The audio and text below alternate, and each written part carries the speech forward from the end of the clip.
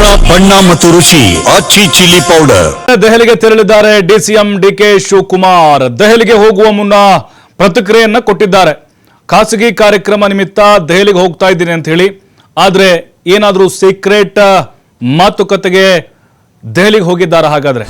ಯಾಕಂದ್ರೆ ಈ ಟೈಮ್ ಇದೆ ಅಲ್ವಾ, ಏನೇ ಆದರೂ ಕೂಡ ಸಹಜವಾಗಿ ಅನುಮಾನಗಳು ಬಂದೇ ಬರುತ್ತೆ. ಚರ್ಚೆಗಳಂತೂ ನಿರಂತರವಾಗಿ ನಡೀತಾ ಇರುತ್ತೆ.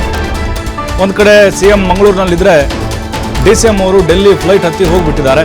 ಆಲ್ರೆಡಿ ಡೆಲ್ಲಿ ರೀಚ್ ಆಗಿದ್ದಾರೆ. ಖಾಸಗಿ ಕಾರ್ಯಕ್ರಮ ಇದೆ ಅಂತ ಹೇಳಿದ್ದಾರೆ.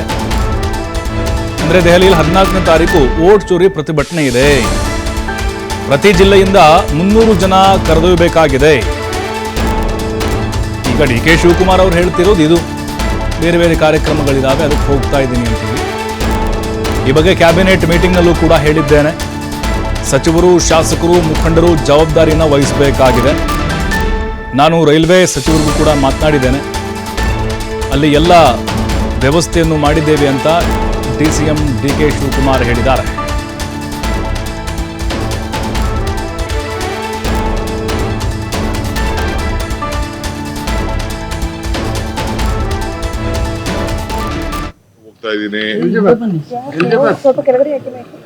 ಒಂದು ನನಗೊಂದು ಖಾಸಗಿ ಮದುವೆ ಇದೆ ಇವತ್ತು ಸಾಯಂಕಾಲ.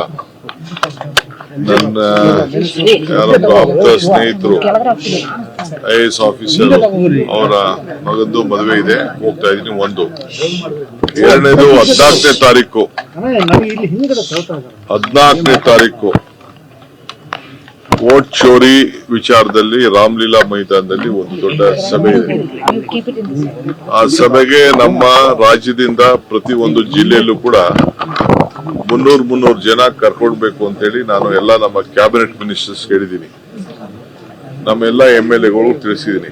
ಎಲ್ಲ ಕ್ಯಾಬಿನೆಟ್ ಮಿನಿಸ್ಟರ್ಸ್ ಆ ಜಿಲ್ಲೆಯ 300 ಜನ ಕಾರ್ಯಕರ್ತರನ್ನ ಅವರೇ ಜವಾಬ್ದಾರಿ ತೆಗೆದುಕೊಂಡು, ಅವರೇ ಉಸ್ತುವಾರಿ ತೆಗೆದುಕೊಂಡು, ಶಾಸಕರು ಮತ್ತು ಜಿಲ್ಲಾ ಕಾಂಗ್ರೆಸ್ನ ಅಧ್ಯಕ್ಷರು ಅವರ ಮುಖಂಡತ್ವದಲ್ಲಿ ವೋಟ್ ಚೋರಿ, ಯಾಕೆಂದ್ರೆ ನಮ್ಮಿಂದಲೇ ವೋಟ್ ಚೋರಿ ಪ್ರಾರಂಭ ಆಗಿದ್ದು, ನಮ್ಮಿಂದನೇ ವೋಟ್ ಚೋರಿಗೆ ಈ ದೇಶದಲ್ಲೇ ಒಂದು ದೊಡ್ಡ ಆಂದೋಲನ ನಡೀತಾ ಇರೋದು. ನಾವು ಅತಿ ಹೆಚ್ಚಿನ ಸಂಖ್ಯೆಯಲ್ಲಿ ನಾವು ಭಾಗವಹಿಸಬೇಕು. ಆ ದೃಷ್ಟಿಯಿಂದ ಪ್ರತಿ ತಾಲೂಕು ಜಿಲ್ಲೆಯಿಂದ ಕನಿಷ್ಠ 30 ಜನ